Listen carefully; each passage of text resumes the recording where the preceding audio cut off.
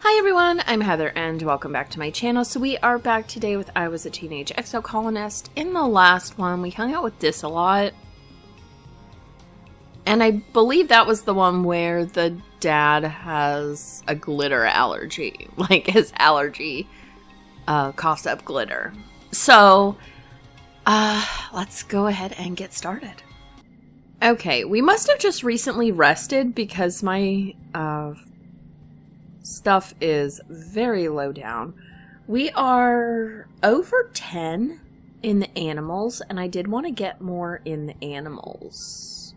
I'd like to get at least 20. So let's go ahead and do the defense training, because that will give us animal stuff. Auntie Sedent fusses over every one of Anemone's scrapes. Anemone hates it. If Auntie didn't want Anemone to have cool scale scars, she should have picked a different genetic manipulation. Oh, that's weird. Random card locked in one slot. Alright. Alright, I guess. So let's do... I have to do 5, so let's do 2, 5, 2, and then 1. Okay.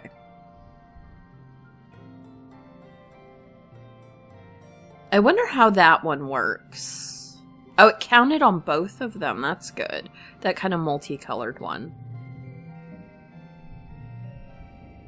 Okay, so I got 1 animals. It's time for the 3rd annual Vertumnalia Festival. You gather with your family in the colony square. Everyone takes a seat as Governor Udicott approaches the stage. She folds her hands and serenely addresses the crowd. What a pleasure to address you all as your governor, she says, looking as pleased as she ever does. In under 3 years, we've built a colony in which we can be truly proud. While we've suffered hardships and losses, we remain standing, as always, looking towards the future we are building together.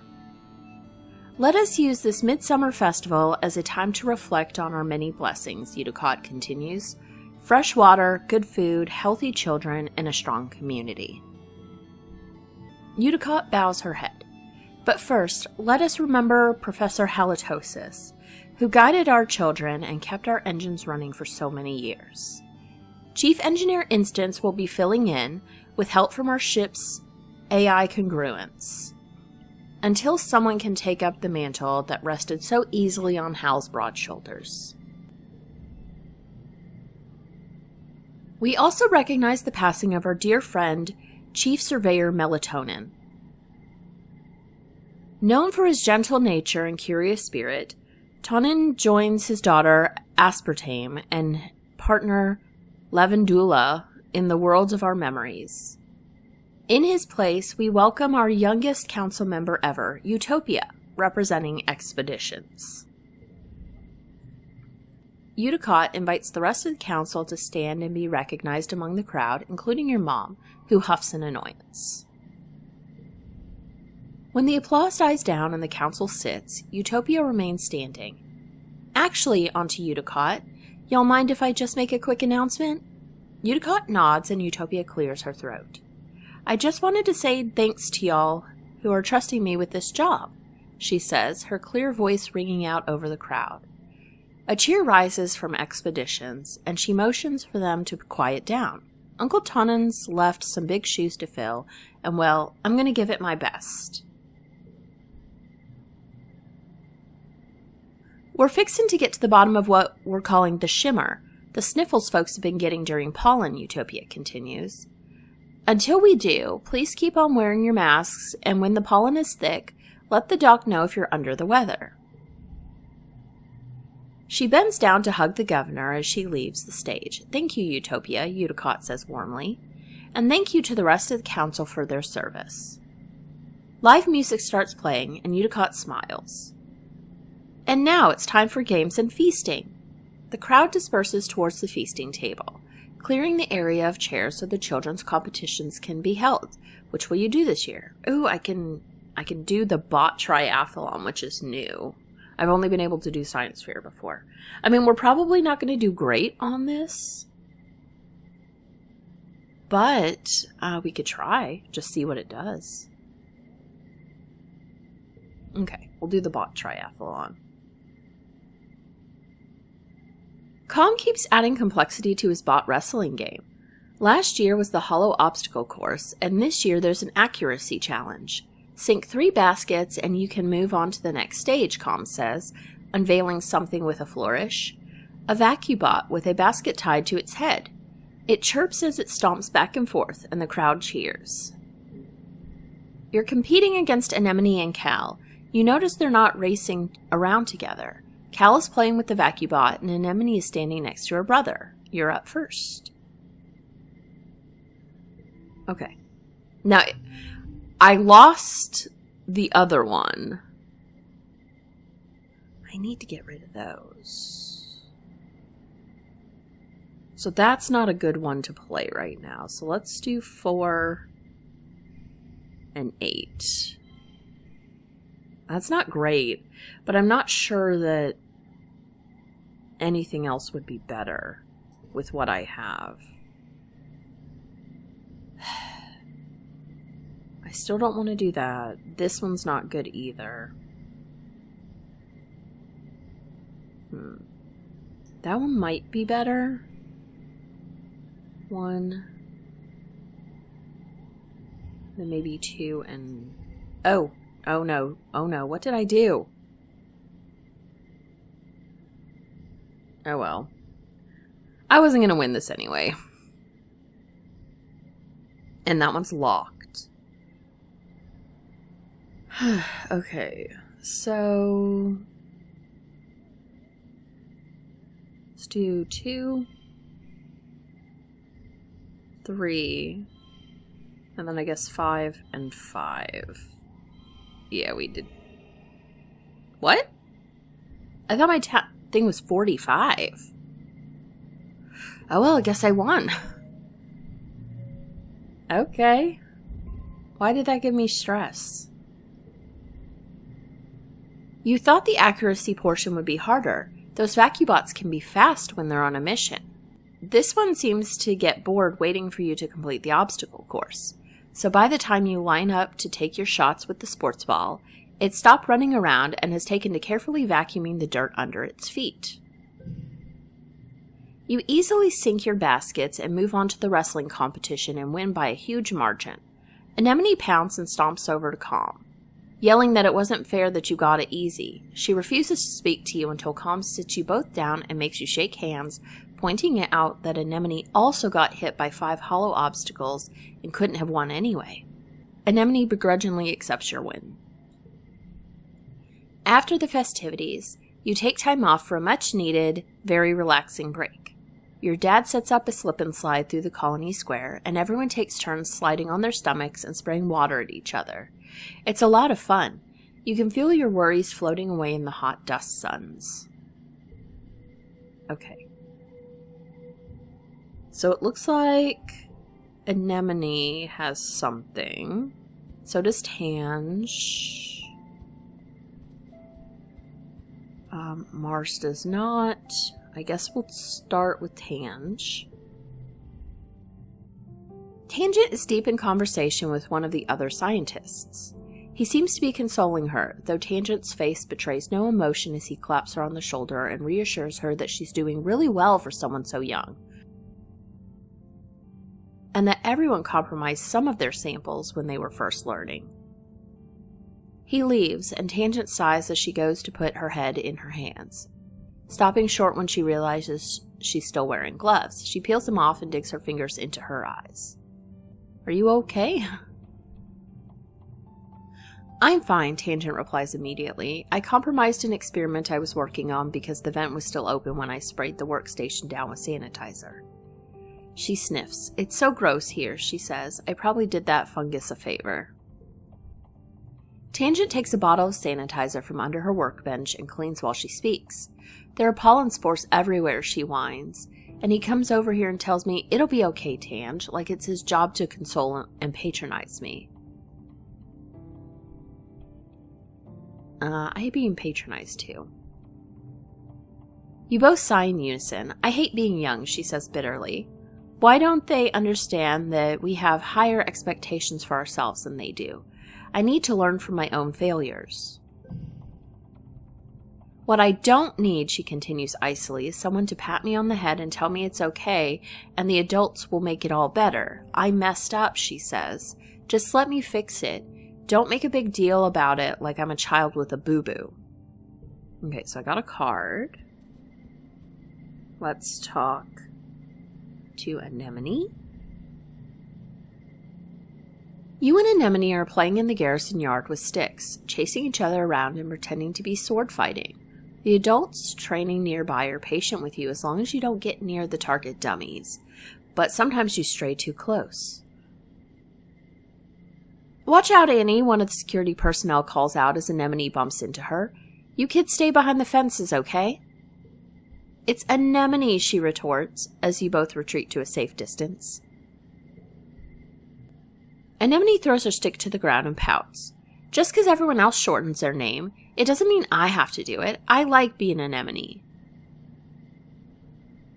But having a nickname is kind of cool and mysterious. Like having a call sign, you know. What would you call me, Heather? How about Nem?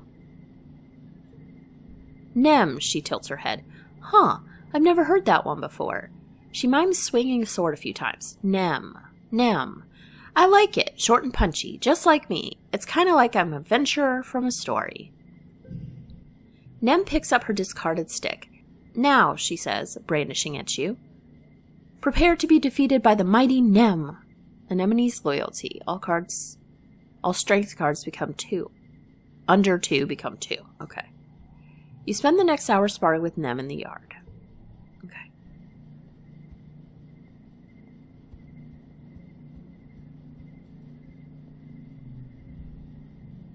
You step cautiously through the colony gates. Heather, how's it going, little sis? Chief Surveyor Utopia steps casually out to bar your way while making it look accidental. Whoa there, I don't know if you're ready to head out there and join the surveyors just yet. Why don't you skedaddle and stick to sports ball inside the walls for now? She rubs her knuckles into your scalp and sends you on your way. I'm brave enough. Well, I'll be, Utopia drawls, grappling you playfully. You ain't lying, kid, you got grit. Listen, she tells you, I'll speak to your parents. You're still a bit young, but I'd wager next year you can join the junior survey teams, all right? Just hold tight until then. Sorry, Sprout. Dejected, you drag your feet as you walk back through the gates to safety. Well, there's still just a secret way out through the drain pipe near the garrison. If the adults won't let you visit the Valley of Vertigo, or the Subquacious Swamps, or the other cool places older surveyors get to go yet, you could still sneak through there to explore just outside the colony walls. Okay. So we've done that. I would like to maybe go outside the walls. What is this? Is it 18? So I have 18 there. I want the animals, though, so let's do 2 more animal ones. If we get to 20, that will definitely help us. Nem's brother, Com, teaches karate techniques to the class. Kicks, punches, flips, all the cool stuff.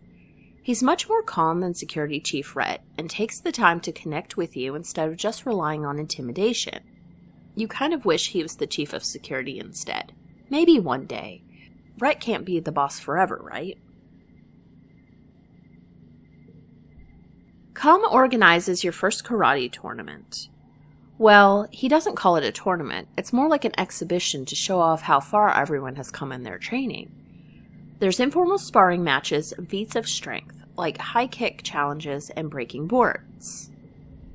Despite Com's best intentions, Nem is absolutely taking this like a competition.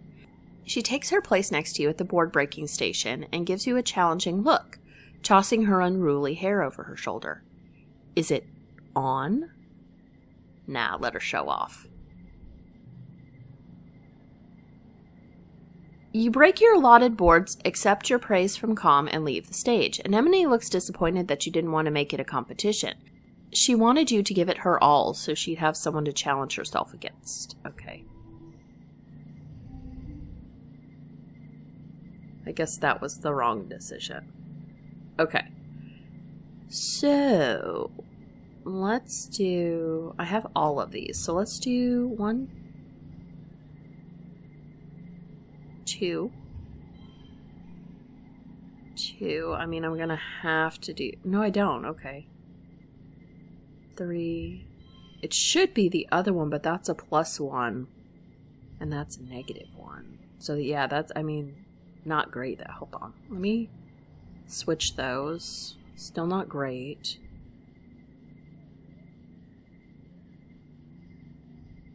Let's get rid of this one then for this one.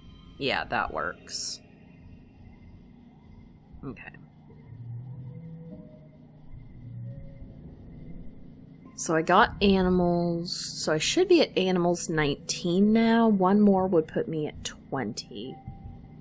And I think that's what we need for a lot of stuff. Yeah. Okay, let's do one more animals.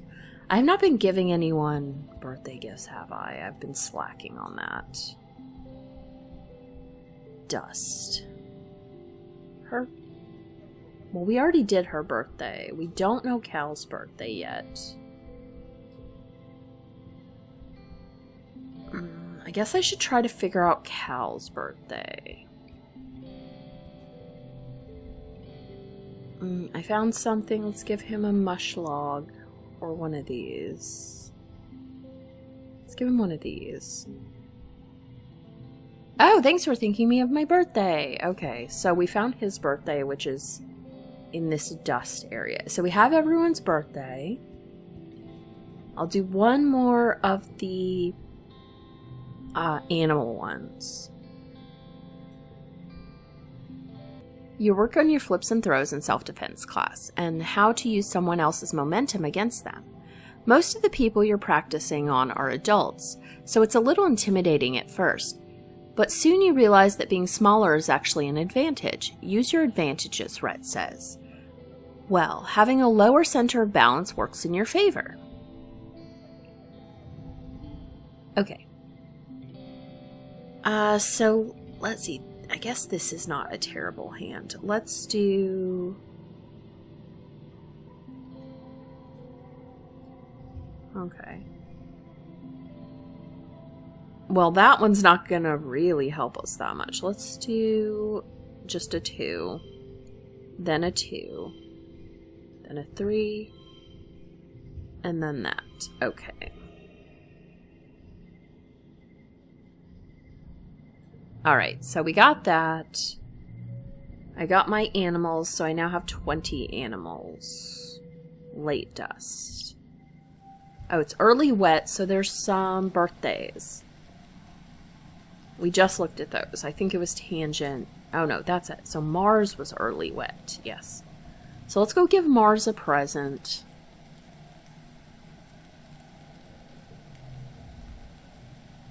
Oh, hey Heather, Mars says, breezing past you. I'm sorry, I can't talk now. I'm on my way to work in command. She stops when you don't sound amazed enough. You know, the supply depot, she clarifies. It's the most important job in the whole colony. Anything that gets made here goes through me first. Mars's smug smile gets, somehow, even more smug. Plus, I get first pick of all the best stuff. Wow, Mars, that's amazing. You lay it on really thick. How Mars is just so cool. How everything she does is totally great. And how she's obviously the most important person in the colony.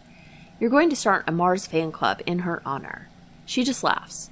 Nice try, Heather, but thanks for the compliments. Then she just leaves, without even offering to help get you a job. Drat, sucking up to Mars didn't work. What's next? Having to actually ask for what you want? Ugh. Maybe you could ask again later. I was trying to give you a thing, girl. She liked the yellow flower. Well, I've had better birthday gifts, Mars sighs, rubbing one of the petals. But this will look nice in my hair, I think. Thank you. Okay. I want to go exploring now.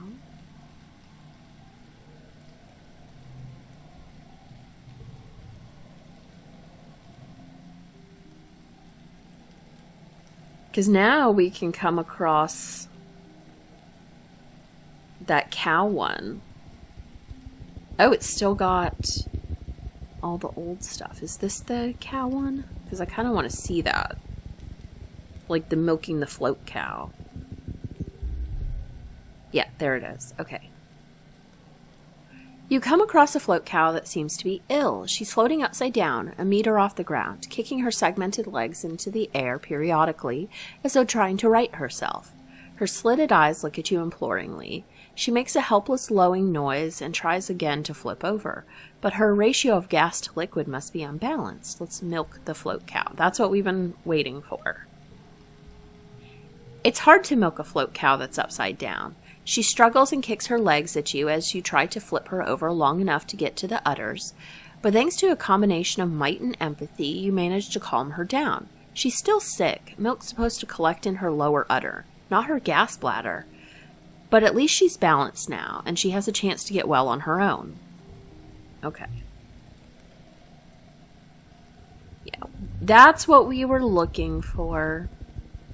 I didn't need to do that, but I wanted to do that one. Okay. So we would know what will happen in that one now. I think this is just going to take us on a loop. The area is muddy from all the recent rain, like real muddy. If you walk further, you're likely to get swallowed by a gruesome puddle of purple muck. Let's try to walk through it.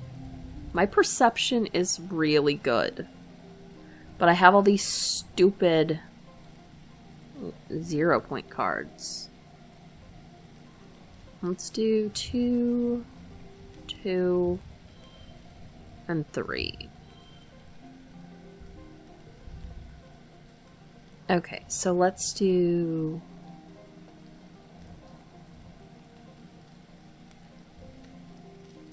Okay, so I have 2 hop eyes. Let's do... Okay, 1, 1, 2, and 2. That would give us 6 there, so we just need 1 more point in the next round. That'll be great.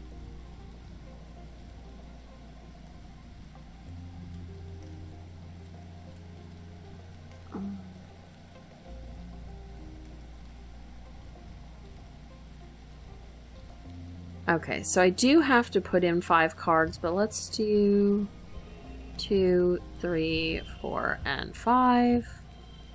Okay.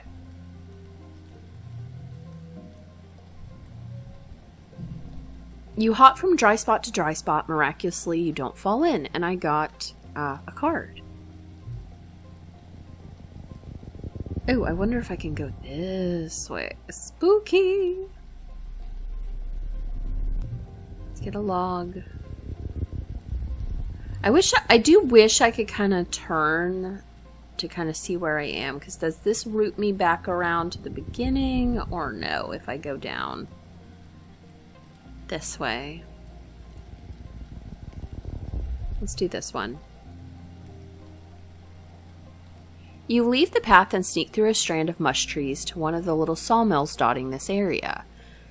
It's a small but busy operation, 3 people feeding mush tree logs into some kind of machine while a 4th one directs a 4-legged robot with a plasma saw mounted on the front. Stay and see what they're doing. You stay out of sight and watch how they do it. When one tree crashes down, it almost seems like the others are wincing. It's probably just your imagination, though. They aren't planting new ones or leaving any behind. You know the mush trees regrow every year. But can they still regrow when you cut down everything like this? Even the smaller trees and bushes are getting ground up for mulch, with a scary big grinder that sounds like a roaring beast. The entire process makes you uneasy, but also proud of how industrious your colony is. Okay, so this, I think, puts me back up by the gate. I don't think I can go further out than I've done. Like, because I think I've come out as far as possible. I don't think I can head out, like, out this way. Let me kind of hop back around and see maybe where that one ends up. Can I cut through? No. I'm trying to see where that thing ends up. Okay, I think it's that, like, corner, so that would be the absolute end of that area.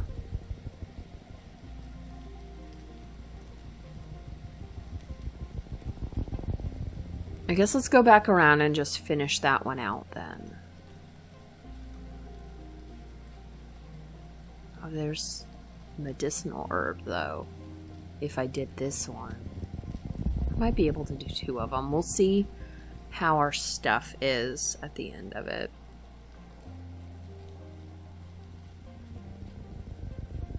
Yeah, I think this might be the last one over in this area. You spot a suspiciously regular mound of dirt. Maybe something is buried there.